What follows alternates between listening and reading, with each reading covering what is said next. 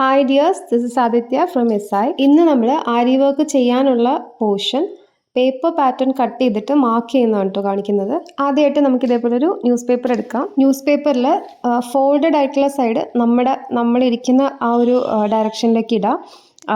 അല്ലാതെ ഇങ്ങനെ ഓപ്പൺ ചെയ്യാൻ പറ്റുന്ന എൻഡ് അപ്പുറത്തെ സൈഡിലേക്ക് ഇടാം. ആ ഒരു രീതിയിലേക്ക് ഫോൾഡ് ചെയ്ത് വെക്കുക. ഇനി നമുക്ക് നമ്മുടെ സ്ലീവിന് എത്ര ലെങ്ത് വേണമോ അത് നമുക്ക് മാർക്ക് ചെയ്ത് കൊടുക്കാം. സ്ലീവിന് നമുക്ക് വേണ്ട ലെങ്ത് 10 ഇഞ്ചാണ്. അതിൻ്റെ കൂടെ നമുക്ക് രണ്ട് സൈഡിലും, അതായത് ഷോൾഡറിലും സ്ലീവിൻ്റെ താഴെയും മടക്കി തയ്ക്കാൻ ആവശ്യമായിട്ടുള്ള സീം അലവൻസ് കൂടെ ആഡ് ചെയ്തിട്ട് 1 ഇഞ്ച് കൂടെ ആഡ് ചെയ്തിട്ട് 11 ഇഞ്ചായിട്ട് നമുക്ക് മാർക്ക് ചെയ്ത് കൊടുക്കാം. രണ്ട് സൈഡിലും ഇതുപോലെ 11 ഇഞ്ച്, അതായത് നമ്മൾ ഫോൾഡ് ചെയ്തിട്ടിരിക്കുന്ന ആ ഫോൾഡഡ് സൈഡിലും ഓപ്പൺ ചെയ്യാൻ പറ്റുന്ന ആ ഒരു സൈഡിലും 11 ഇഞ്ച് കറക്റ്റായിട്ട് മാർക്ക് ചെയ്ത് കൊടുത്തിട്ട് അവിടെ ഒരു സ്ട്രെയിറ്റ് ലൈൻ ഇങ്ങനെ വരച്ചെടുക്കാം. ഇനി ഈ ഓപ്പൺ ചെയ്യാൻ പറ്റുന്ന സൈഡിൽ നിന്ന് ഒരു 3.5 ഇഞ്ച് താഴത്തേക്ക് നമുക്ക് ആം ഹോളിൻ്റെ ആ ഡെപ്ത് മാർക്ക് ചെയ്ത് കൊടുക്കാം.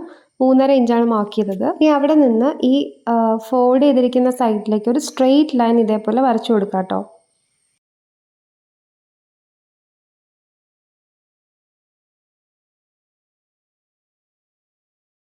ഇനി നമുക്ക് ആം ഹോളിൻ്റെ മെഷർമെൻറ്റ് മാർക്ക് ചെയ്ത് കൊടുക്കണം. ആം ഹോളിൻ്റെ മെഷർമെൻറ്റ് കാൽക്കുലേറ്റ് ചെയ്യുന്ന ഒരു രീതിയുണ്ട്. അതായത് നമ്മുടെ ചെസ്റ്റ് റൗണ്ട് എത്രയാണോ അതിനെ 4 കൊണ്ട് ഡിവൈഡ് ചെയ്യുക. ആ കിട്ടുന്ന നമ്പറിൽ നിന്ന് 1 ഇഞ്ച് കുറയ്ക്കുക.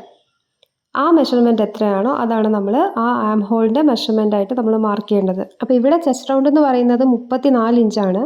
34 inch divided by 4 minus 1 inch. അപ്പോൾ നമുക്ക് വരുന്നത് 7.5 ആണ്. അപ്പോൾ ആ 7.5 നമുക്ക് അവിടെ മാർക്ക് ചെയ്ത് കൊടുക്കാം. ഈ ഒരു നമ്മളൊരു സ്ട്രെയിറ്റ് ലൈൻ വരച്ചല്ലോ, ആ 3.5 ഇഞ്ച് ആം ഹോൾ ഡെപ്ത് വരച്ച അവിടെ നിന്ന് നമ്മൾ ഇപ്പോഴത്തെ ഫോൾഡഡ് സൈഡിലേക്ക് ഒരു സ്ട്രെയിറ്റ് ലൈൻ വരച്ചായിരുന്നല്ലോ, ആ ലൈനിൽ 7.5 മാർക്ക് ചെയ്ത് കൊടുക്കുക. അതിൻ്റെ കൂടെ തന്നെ 2 ഇഞ്ച് തയ്യൽ തുമ്പ് കൂടെ ആഡ് ചെയ്ത് കൊടുക്കുക സീം അലവൻസ് ആയിട്ട്. ഇനി നമുക്ക് ആം ഹോൾ ഇങ്ങനെ കർവ് ചെയ്ത് വരച്ചു കൊടുക്കാം. ഓക്കെ, ഞാനിങ്ങനെ താഴത്തെ പോർഷൻ കുറച്ചിങ്ങനെ ഉള്ളിലേക്ക് കർവ് ചെയ്താണ് വരയ്ക്കുക. ചിലരിങ്ങനെ ഒരു റാ ഷേപ്പിൽ വരയ്ക്കുന്ന ഞാൻ കണ്ടിട്ടുണ്ട്. അതെനിക്ക് തുണിയൊക്കെ എക്സസ് ഇങ്ങനെ ആം ഹോളിൻ്റെ ഭാഗത്ത് ഇങ്ങനെ ചുളിവൊക്കെ വരുന്നത് ആയിട്ട് എനിക്ക് തോന്നിയിട്ടുണ്ട് സ്റ്റിച്ച് ചെയ്ത് കഴിയുമ്പോൾ. ഞാൻ എപ്പോഴും ആം ഹോളിൻ്റെ ഭാഗത്ത് താഴേക്ക് വരുമ്പോൾ ഒന്നുകൂടെ അകത്തേക്ക് കർവ് ചെയ്തിട്ടാണ് വരയ്ക്കുക കേട്ടോ. അപ്പോൾ അങ്ങനെ നമുക്ക് ഒരു കർവ് വരച്ചെടുക്കാം. ഇനി നമുക്ക് സ്ലീവിൻ്റെ താഴത്തെ മെഷർമെൻറ്റ് മാർക്ക് ചെയ്ത് കൊടുക്കുക. അത് 10 ഇഞ്ചാണ്. അപ്പോൾ അതിൻ്റെ ഹാഫ് വരുമ്പോൾ 5 ഇഞ്ച് വരും. അതിൻ്റെ കൂടെ നമുക്ക് 2 ഇഞ്ച് തയ്യൽ തുമ്പ് കൂടെ ഇപ്പുറത്തേക്ക് മാർക്ക് ചെയ്ത് കൊടുത്തിട്ട് ഈ 2 പോയിൻറ്റ്സ് തമ്മിൽ ഒരു സ്ട്രെയിറ്റ് ലൈൻ വരയ്ക്കുക. ഇങ്ങനെ ഒരു സ്ട്രെയിറ്റ് ലൈൻ വരച്ചു കൊടുക്കുക.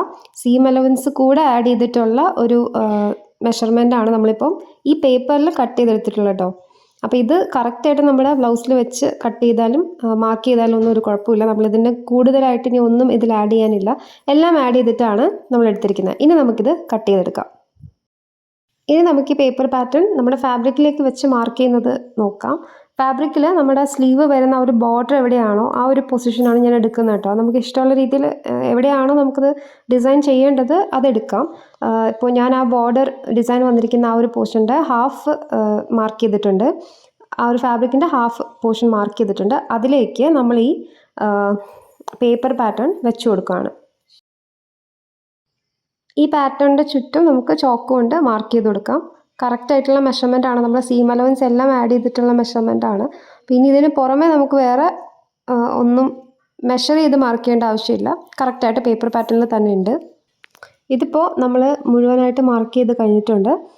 ഇനി ഇതിലേക്ക് ഒരു എക്സ്ട്രാ മാർക്കിംഗ് നമുക്ക് ചെയ്യാനുണ്ട്. അതായത് ഇപ്പോൾ സ്റ്റിച്ച് ചെയ്യാനാണെന്നുണ്ടെങ്കിൽ ഈ മെഷർമെൻറ്റ് തന്നെ മതി. നമുക്കിത് തന്നെ ഡയറക്റ്റ് കട്ട് ചെയ്ത് സ്റ്റിച്ച് ചെയ്യാം. പക്ഷേ നമ്മളിപ്പം ഹാൻഡ് വർക്ക് ചെയ്തിട്ടാണ് സ്റ്റിച്ച് ചെയ്യാൻ പോകുന്നത്. അപ്പോൾ ഈ ഒരു പോർഷനിൽ ഫുള്ളായിട്ട് നമുക്ക് ഹാൻഡ് വർക്കിൻ്റെ ആവശ്യമില്ലല്ലോ. തയ്യൽ തുമ്പിലേക്ക് അകത്തേക്ക് നമുക്ക് ഹാൻഡ് വർക്ക് വരേണ്ട ആവശ്യമില്ല.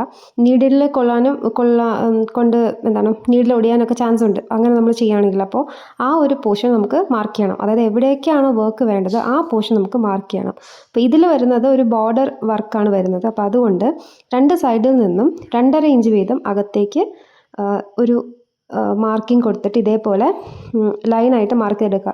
ഈ മാർക്ക് ഞാൻ എല്ലായിടത്തും ചെയ്യുന്നില്ല, കാരണം വർക്ക് ബോർഡറിൽ മാത്രമേ വരുന്നുള്ളൂ. അപ്പോൾ ബോർഡറിൻ്റെ വീതി എത്രയാണോ അത്രയും മാത്രം താഴ്ന്ന് മേലേക്ക് ഒരു 5-6 ഇഞ്ച് മാത്രം മേലേക്ക് ഞാൻ ഇങ്ങനൊരു മാർക്കിംഗ് കൊടുക്കുന്നുണ്ട്. ഈ ഒരു മാർക്കിംഗ് വളരെ ഇമ്പോർട്ടൻ്റ് ആണ്. ഇത് ചെയ്തിട്ടേ നമ്മൾ ഹാൻഡ് വർക്ക് ചെയ്യാൻ സ്റ്റാർട്ട് ചെയ്യാവൂ. ഇല്ലെങ്കിൽ ഹാൻഡ് വർക്ക് ചെയ്ത് പോകുന്ന ആ ഒരു ഫ്ലോയിൽ നമ്മൾ കണ്ടിന്യൂസ് ആയിട്ട് ചെയ്തു പോവും. പിന്നെ അത് പൊട്ടിച്ചിട്ട് വീണ്ടും ചെയ്യേണ്ടി വരും. എനിക്കങ്ങനെ ഒരു അനുഭവം ഉണ്ടായിട്ടുണ്ട്. അതിന് ശേഷമാണ് ഹാൻഡ് വർക്ക് ചെയ്യേണ്ട പോർഷൻ മാർക്ക് ചെയ്തതിന് ശേഷം ചെയ്യാൻ തുടങ്ങിയത്.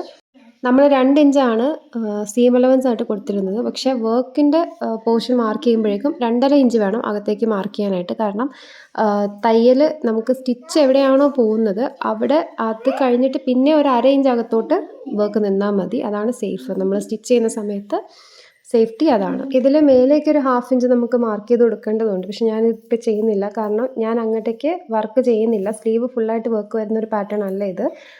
ജസ്റ്റ് ബോർഡറിൽ മാത്രമേ വർക്ക് വരുന്നുള്ളൂ. നിങ്ങൾക്ക് വേണമെങ്കിൽ അങ്ങനെ ചെയ്യാം കേട്ടോ. ഓക്കെ അപ്പോൾ ട്രൈ ചെയ്ത് നോക്കാം. അത്രയേ ഉള്ളൂ. ബൈ.